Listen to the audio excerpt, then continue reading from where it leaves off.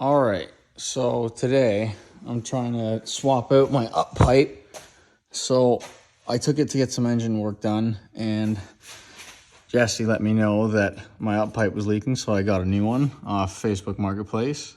Pretty cheap. It was nice, one piece, and it didn't sit very tight there, and the flange was pretty thin, so even with a gasket and a little bit of RTV, it didn't seal up. So I figured I would just go ahead and get myself a little bit of a nicer one. Proper Grimspeed up pipe with the flex pipe. You know, gorgeous, thicker flanges, nice hardware, all the goodies.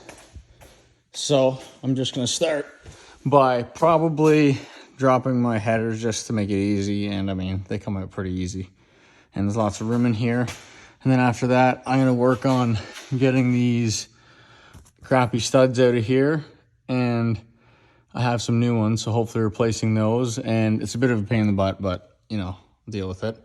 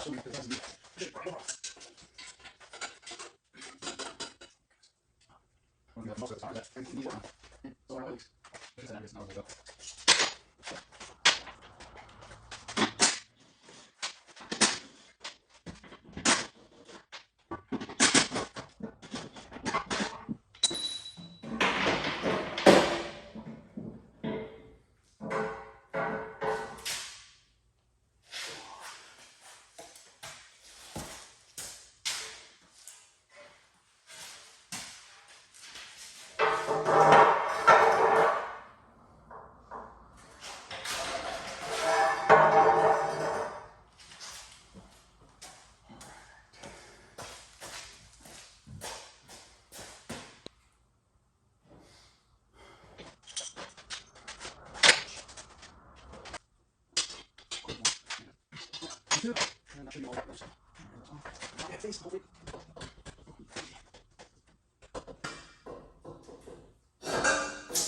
we go. Oh yeah, so you can see where it connects there. Whole bunch of soot coming right out of the side and all my RTV blown out. So that's clearly an issue. And I mean, even on the gasket too, same thing. So you could actually hear it too when if you walked in front of it. It sounded like there was like a flap or something. It's weird, but I should fix it. There we go. So what I was talking about is my studs off the back of my turbo, because I got to take this bad boy off to get these bad boys out. Yeah, these bad boys, and yeah, all that fun stuff. And then I can get rid of this and everything will be great. And I got new studs for the turbo because these guys always back out. And yeah, but the fun part is having a normal wrench and cranking this a million times to get it out because the stud comes with it. And I think that one maybe too. I don't know. We'll see. All right. After literal hours of screwing around with those 5 bolts and both the downpipe on, they're all off. 2 of the studs stayed in, so I don't have to fight with those. But all I have to do now is disconnect the wide band with the 2 I have into my downpipe, and then I can drop the whole rest of the exhaust off. And all of that will get at the plate bolts and my turbo studs and all that fun stuff. So, let me get out of here.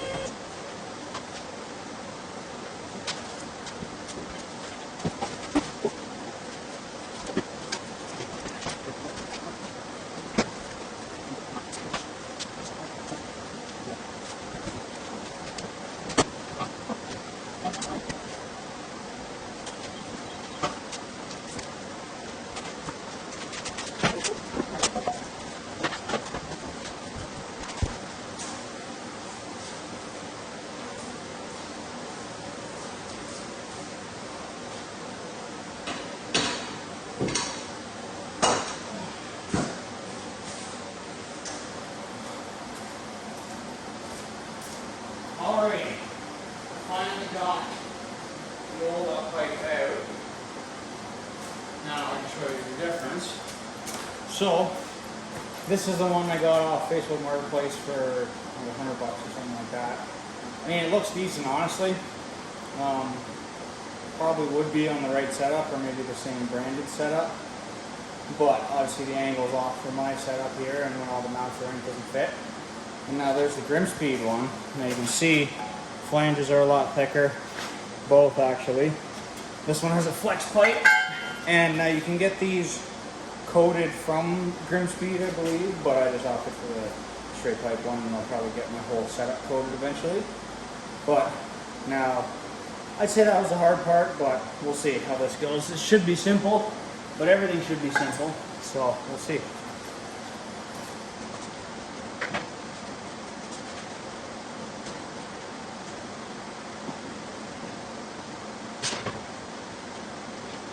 Yeah, also this Grimspeed kit that I got comes with its own little bag of nice, fresh hardware.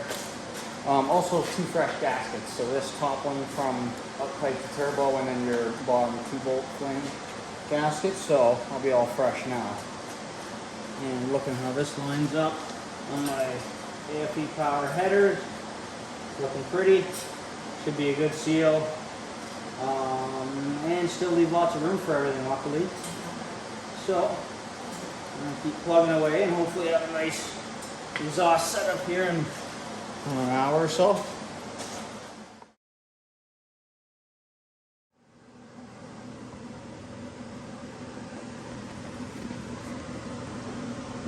Yeah, so she has become 1. That stud ain't coming out, and this fucking whole turbo is coming out now.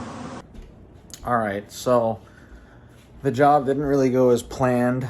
I basically got stuck on a stud that backed itself out before, and I planned to replace because of that. And it seized this time and would not come out, and I fought with it, and nothing. And then eventually I got the torch out and tried to get it out, and it would not come out, and then I think I overheated the rear housing, and I think it fused, like it liquefied it a slight bit. So I'm gonna try and pull that out and maybe rebuild it someday, but I have a new turbo, or basically a fresh built one from Turbo Parts Canada with a billet compressor wheel on it that I'm gonna throw in, and hopefully picking that up tomorrow. All right, so there we go. We got the stock turbo out. The rear housing not looking very wonderful after trying to get the stud out. So we'll get that swapped out pretty soon. We just have to swap a few parts from this over, and then obviously set up the fittings, everything. But yeah, it's looking good. Should be in fairly soon, and then this one will be ready for a rebuild. So I got the exhaust back in place now. Got the new up pipe sort of fitted, and just at least all the hardware fed. I got my O2 sensor hooked back up.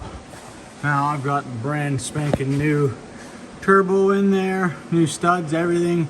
I have to finish installing all the up pipe hardware and tightening all of it onto here. Once that's done, then I'll be pretty much ready to throw the rest of the exhaust on, tighten everything down, fit the intercooler, and then prime the system and start it up. And hopefully no leaks. Alrighty, so there we are. Back to basically the point we were when I was trying to fix my up pipe and replace the turbo studs. New turbo is in, looking gorgeous. Oh man, I love seeing it. Fresh new lines, all new hardware, all the goodies. New gaskets all around. So this is probably gonna be the best this car has ever ran. I think now that I think about it, probably had an exhaust leak since I got it almost. If the up pipe I had was leaking, so yeah, this should be running pretty good here pretty soon. Now I just have to whip together the intercooler, or after I put the exhaust on probably, because that'll be the most annoying part, and might as well do that when I'm all free and clear. And then yeah, I'll throw the intercooler on, then just basically put a couple things back together here and get it primed. Now everything here is back together. Everything's looking nice and pretty back in that area. Nice and tight, should be no exhaust leaks finally. And everything's hooked up for the exhaust is all the way back. Now what I have to do is unhook my fuel pump so that I can, basically I want to turn the car over without it firing up. So I don't want it to get any fuel. And I just need to get the oil system primed basically, so that's the reason for that. Well, there she is running again. It sounds great actually. You used to be able to hear the awesome exhaust leak from in here. Now everything sounds nice. Damn. Look at that, no oil leaks. That was the one thing I was worried about, was maybe the feed line might have a little leak and get oil and start something, but everything's looking good. I'm gonna have to watch for drips from the coolant lines. Make sure everything's cooling off and running properly. I'll monitor it anyways. Might have to re-burp the cooling system. We'll see. I lost a bit of coolant when I took the old turbo out.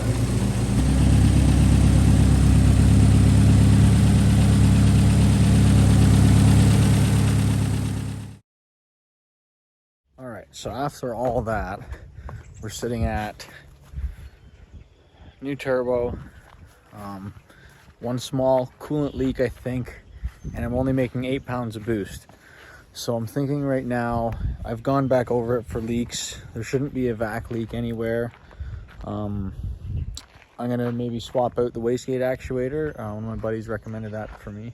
So maybe I'll try that out and see if it solves my issue, but it's running, I mean, staying cool. It's not obviously losing tons of coolant. Yeah. In the next video, I'm gonna go over how the body came together and some of the steps that it takes to assemble the rear end, and actually start showing off some of the quality in the AVW kit. It seems to be one of the most unique parts about the car anyways, so figured I would cover that. And once I get my boost issue solved, I'll probably go over that in another video as well. But thanks for watching today, and I'll catch you in the next one.